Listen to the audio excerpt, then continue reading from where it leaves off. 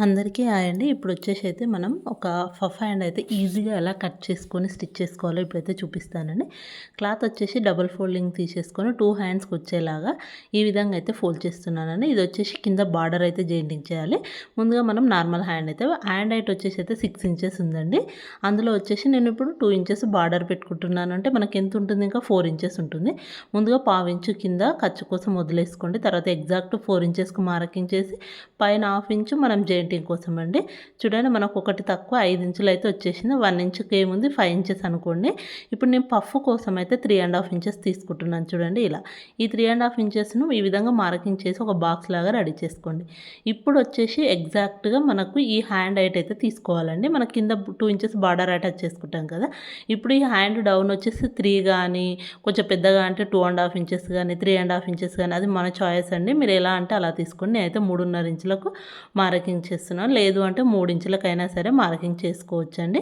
మీకు ఏ సైజ్ కావాలి అనుకుంటే అలా తీసుకోండి. నార్మల్ హ్యాండ్ ఎలా అయితే కట్ చేసుకుంటారో అదే విధంగా కట్ చేసేసుకోండి. నార్మల్ హ్యాండ్ మనం రోజు నార్మల్గా ఎట్లా కట్ చేసుకుంటామో ఆ విధంగా. లేదు అనుకుంటే మీకు ఒకవేళ సైజ్ బ్లౌజ్ ఉంటుంది కదా, ఆ సైజ్ బ్లౌజ్ ద్వారా కూడా వాళ్ళది ఒక లూజ్ ఉంటుంది కదా, ఆ సైజ్ బ్లౌజ్ యొక్క లూజ్ అయితే మార్కింగ్ చేసుకోండి. మెజర్మెంట్ ఉంటే మెజర్మెంట్ తోటి ఇలా మార్కింగ్ చేసుకొని ఖర్చు ఎంతైతే కావాలో అంతవరకు అయితే మార్కింగ్ చేసుకోండి. ఇప్పుడు చూడండి, చంక యొక్క డౌన్ చూసుకోండి. వీళ్ళ సైజు ప్రకారం పెట్టాలి అనుకున్నా పెట్టండి. మీకు లేదు మనం నార్మల్గా రోజు కట్ చేసినట్టుగా అయినా పర్లేదండి. మీకు ఎలా కావాలి అనుకుంటే అలా. వాళ్ళదైతే 2½ ఇంచెస్ ఉంది, కానీ నేనైతే ఏం తీయట్లేదండి. మనం నార్మల్గా ఎలా అయితే మార్కింగ్ చేశానో అదే విధంగా మార్కింగ్ అయితే చేస్తున్నాను. 3½ ఇంచులు తీసుకున్నాను. ఆ 3½ ఇంచులకు చూడండి ఈ విధంగా లైన్ అయితే డ్రా చేసుకోవాలి. ఇప్పుడు వచ్చేసి మన ఆమ్ రౌండ్ ఉంటుందిగా, ఈ విధంగా చూసుకోండి. 16 ఇంచులు ఉందండి నాకు ఆమ్ రౌండ్. ఇలా టేపు కానీ లేదంటే స్కేల్ కానీ తీసుకొని లైన్ డ్రా చేసేసుకోండి ఈ విధంగా. ఇప్పుడు మనం ఏదైతే 2 ఇంచెస్ పెట్టుకున్నామో అక్కడ ఈ విధంగా ఫోల్డ్ చేసి మిడిల్లో ఒక డాట్ వేసి ఇలా కరువు షేప్ అయితే ఇచ్చేసుకోండి. అప్పుడు పర్ఫెక్ట్గా హ్యాండ్, నార్మల్ హ్యాండ్ ఎలా అయితే కట్ చేస్తామో ఆ విధంగా కటింగ్ అయిపోతుంది. చూడండి, కటింగ్ అయిపోయింది. ఈ 3½ ఇంచెస్ పక్కకు పెట్టుకుంటే చూడండి మన నార్మల్ హ్యాండ్ అయితే రెడీ అయిపోయింది. ఈ మనం ఏదైతే 3½ ఇంచెస్ తీసుకున్నామో అది వచ్చేసి అయితే పఫ్ కోసం అండి. ఓకేనా. నేను ఈ 2 ఇంచెస్ అయితే నేను ఏం చేశానంటే 3 ఇంచెస్ తీసుకున్నానండి. మనకు ఎందుకంటే మనం ఫోల్డింగ్ పోతుంది కదా, అందుకోసం. ఏమైనా ఎక్కువ ఉంటే కుట్టేటప్పుడు కటింగ్ చేసేసుకుందాం, చూపిస్తాను. ఇలా బార్డర్ అయితే తీసుకున్నాను. ఇప్పుడు ఎలా అయితే మార్కింగ్ చేసుకున్నామో అదే విధంగా కట్ చేయండి. మీకు ఒకవేళ పైన పఫ్ కొంచెం ఎక్కువగా ఉండాలంటే ఎక్కువ కట్ చేసుకోవాలండి. అది కూడా ఇప్పుడైతే వీళ్ళైతే ఇదే మోడల్ కావాలని అడిగారు, అందుకోసం అయితే నేను ఇదే చేసుకుంటున్నాను. మనం ఏదైతే 3½ ఇంచులకు పఫ్ కోసం పెట్టుకున్నామో అక్కడ చిన్న కటింగ్ చేసి పెట్టుకోండి ఈ విధంగా. చూడండి, ఇలా నీట్గా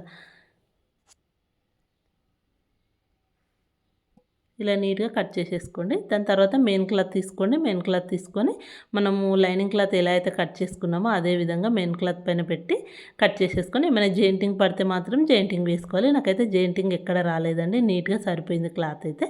ఇప్పుడు లైనింగ్ ఎలా ఉందో అలా కట్ చేసేసుకున్నాను చూడండి. ఇప్పుడు వచ్చేసి ఒక పీస్ అయితే ఒక హ్యాండ్ అయితే తీసుకుందామండి. ఫస్ట్ హ్యాండ్ తీసుకొని లైనింగ్ క్లాత్, మెయిన్ క్లాత్ను మొత్తం డబల్ స్టిచ్ వేసుకొని ఎక్స్ట్రా క్లాత్ మొత్తం కట్ చేసేసుకోండి నీట్గా. కట్ చేసేసుకుంటే అప్పుడు మనకు పఫ్ అనేది ఎలా పెట్టాలి, చిన్న చిన్న ప్రిల్స్ అనేది చూసేద్దామండి.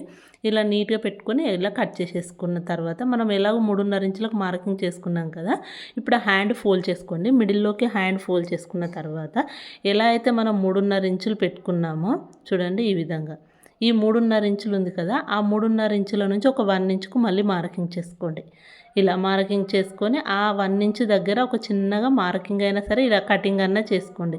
ఎందుకంటే మనకు ఈ 1 ఇంచెస్ మనం ప్రిల్స్ పెట్టినప్పుడు ఎక్స్ట్రా అయిపోతుంది కదా, ఆ క్లాత్ అనేది ఇందులో అడ్జస్ట్ అయిపోతుంది. మనకు ప్రిల్స్ అనేటివి కూడా నీట్గా వచ్చేస్తుంది. ఇందుకోసం అయితే ఈ 1 ఇంచు పెట్టుకున్న దగ్గర నుంచి మనం ఏదైతే 1 ఇంచుకు మార్కింగ్ చేసాం కదా ఎక్స్ట్రా, ఇప్పుడు ఆ 3½ ఇంచులు కాకుండా 1 ఇంచు నుంచి చిన్న చిన్నగా ఒకదాని తర్వాత ఒకటి చిన్న చిన్న కుచ్చులు పెట్టుకుంటూ వెళ్ళిపోండి నీట్గా.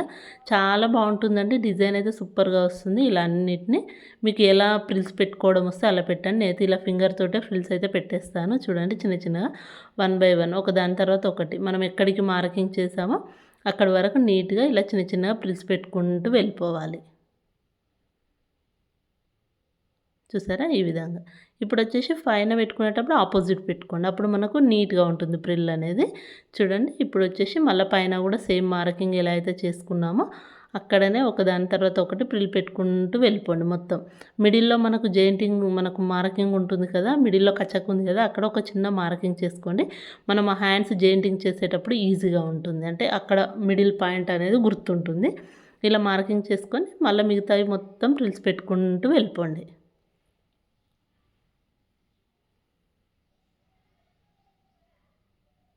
చూసారా? ఇలా మొత్తం ప్రిల్ పెట్టుకున్నాక మనకి ఈ విధంగా రెడీ అయిపోయింది. మనం మిడిల్‌లో ప్రెస్ చేసుకున్నప్పుడు ఇలా వస్తుందండి. బ్లౌజ్ వేసుకునేటప్పుడు హ్యాండ్స్‌కి మాత్రం ఇలా బుట్టలాగా చాలా ఈజీ అండి. ఎవరైనా సరే ఈజీగా. కాకపోతే ఎక్కడ స్కిప్ చేయకుండా చూడండి. వీడియో అయితే స్కిప్ చేస్తే ఏంటి అంటే మిడిల్‌లో ఏదైనా చిన్న చిన్న టిప్స్ ఉన్నా మర్చిపోతారు. మళ్ళీ రాదండి. ఇప్పుడు వచ్చేసి అయితే లైనింగ్ క్లాత్‌కు బార్డర్ కోసం అయితే లైనింగ్ క్లాత్ తీసుకుంటున్నాను. తీసుకొని దానిపైన మనకు హ్యాండ్ రెడీ చేసుకుని పెట్టుకొని స్టిచ్ వేసుకుంటున్నాను. ఖర్చు అనేది కనిపించకుండా ఉండడం కోసం ఈ విధంగా స్టిచ్ వేస్తున్నాను చూడండి. ఎక్స్ట్రా ఏమైనా పీస్ ఉంటే కట్ చేసేసుకొని దానిపైన నుంచి స్టిచ్ వేసుకుంటూ వెళ్ళిపోవడమే నీట్‌గా. ఇలా స్టిచ్ వేసుకున్న తర్వాత చూడండి మనకి ఇప్పుడు మార్కింగ్ కొలుచుకోండి. బార్డర్ అనేది మనం కుట్టుకున్న దగ్గర నుంచి 2 ఇంచెస్ ఉండాలండి. కింద మనకు ఎట్లాగో పావు ఇంచెస్ ఖర్చు కోసం ఉంటుంది కాబట్టి కొంచెం ఉంచేసుకొని మిగతా ఎక్స్ట్రా ఉంటే కట్ చేసేసుకోవాలి. ఇప్పుడు మెయిన్ క్లాత్ తీసుకోండి. మెయిన్ క్లాత్ తీసుకొని మనం ఏదైతే మార్కింగ్ చేసుకున్నామో దానిపైన పెట్టుకొని స్టిచ్ వేసుకోండి. ఇలా అయితే ఏంటి అంటే మనకి ఎక్స్ట్రా ఉన్న క్లాత్ అనేది ఖర్చు లోపలికి అయితే వెళ్ళిపోతుందండి. నేను ఈ పద్ధతిలో అయితే మీకు చూపిస్తున్నాను చూడండి. లేదు అనుకుంటే మనం ఈ బార్డర్ను ముందుగానే జెయింటింగ్ చేసేసి తర్వాత కిందన కూడా జెయింటింగ్ చేసుకోవచ్చు. కాకపోతే మీకు ఈజీగా అర్థమవుతుందని చెప్పేసి ఇలా మనం ఏదైతే మార్కింగ్ చేసుకున్నామో అక్కడ ఈ విధంగా బార్డర్ను పెట్టుకొని స్ట్రెయిట్‌గా స్టిచ్ వేసుకోండి. ఇప్పుడు మనకు హ్యాండ్ పఫ్ సైడ్ ఉన్నది ఏంటి అంటే ఎక్స్ట్రా ఎంత ఉన్నా ఫోల్డింగ్ చేసుకోవచ్చు, లేదంటే కట్ చేసుకోవచ్చు అండి ఎక్స్ట్రా ఉన్న క్లాత్ అయితే. చూడండి ఈ విధంగా పెట్టుకున్న తర్వాత ఇప్పుడు వచ్చేసి మనం ముందుగానే కుట్టు అనేది వేసుకున్నాం కదా లైనింగ్ దగ్గర నుంచి పైన మన కింద కుట్టు ఉంది కదా చూడండి ఇది ఇలా ఫోల్డ్ చేసేసుకొని దాని పైన నుంచి స్టిచ్ వేసుకుంటే మనకు బార్డర్ జెయింటింగ్ అయితే అయిపోతుందండి.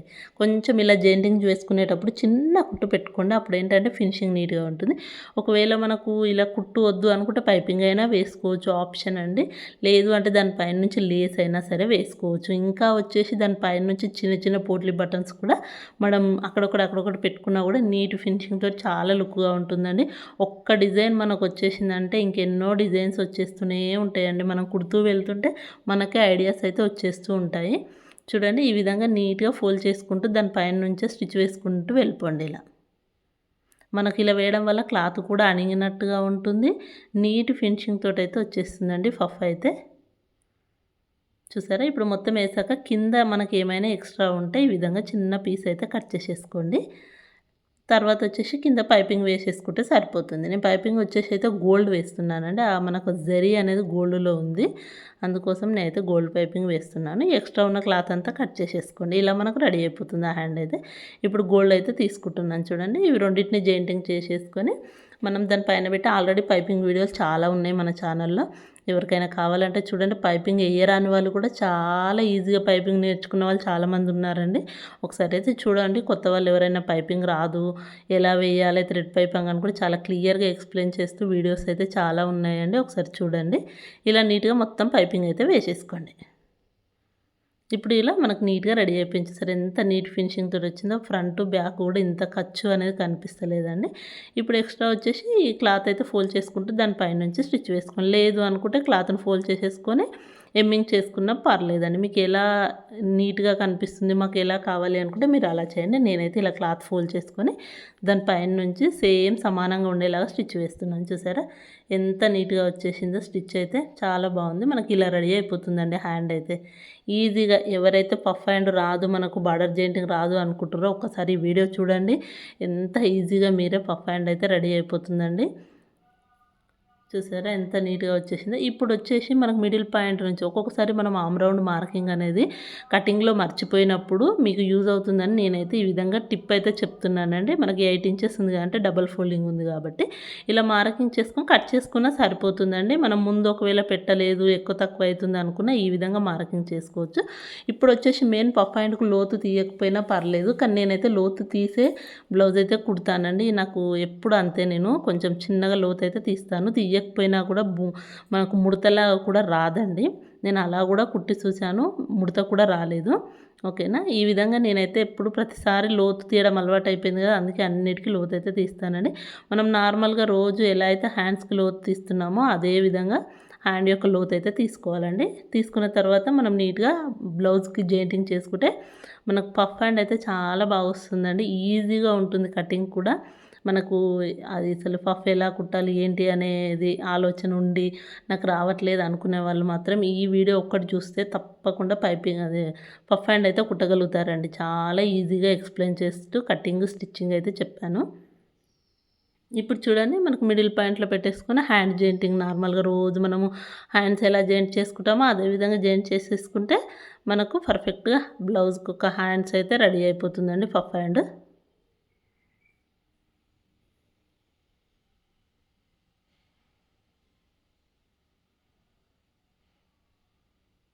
చూసారా ఈ విధంగా వేసేసుకోండి. ఇలానే కుట్టాలండి. ఒక సైడ్ కుట్టిన తర్వాత మిడిల్లో నుంచి మళ్ళీ ఇటు సైడ్ హ్యాండ్ జాయింటింగ్ చేసి ఒక కుట్టు అనేది మళ్ళీ స్టార్టింగ్ నుంచి ఎండింగ్ వరకు వేస్తే ఏంటంటే మనకు హ్యాండ్ దగ్గర ముడతలు అయితే రావండి.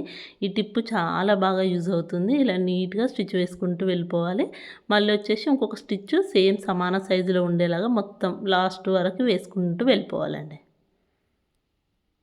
చూసారా ఇప్పుడు మనకు పఫ్ హ్యాండ్ అయితే రెడీ అయిపోయింది. సైడ్ అయితే ఎలాగో మీకు తెలుసుగా జాయింటింగ్ చేసేసుకుంటే బ్లౌజ్ అయితే రెడీ అయిపోతుందండి. చూసారా ఎంత నీట్గా వచ్చిందో పఫ్ హ్యాండ్ అయితే. వీడియో నచ్చిందనే అనుకుంటున్నాను. ఇంకా ఏమైనా డౌట్స్ ఉంటే నాకైతే కామెంట్ చేయండి. నేనైతే మీకు ఇంకా ఎక్స్ప్లెయిన్ చేయడానికే చూస్తాను క్లియర్గా. చూసారా ఎంత బాగా వచ్చేసిందో. బ్లౌజ్ కూడా సూపర్గా ఉందండి. ఈ విధంగా సింపుల్గా పఫ్ హ్యాండ్ అయితే సూపర్గా వచ్చేసింది. ఎవరైనా కొత్తగా చూస్తే ఛానల్ సబ్స్క్రైబ్ చేసుకొని సపోర్ట్ కూడా చేయండి. వీడియో నచ్చితే తప్పకుండా like, share and subscribe. Thank you for watching.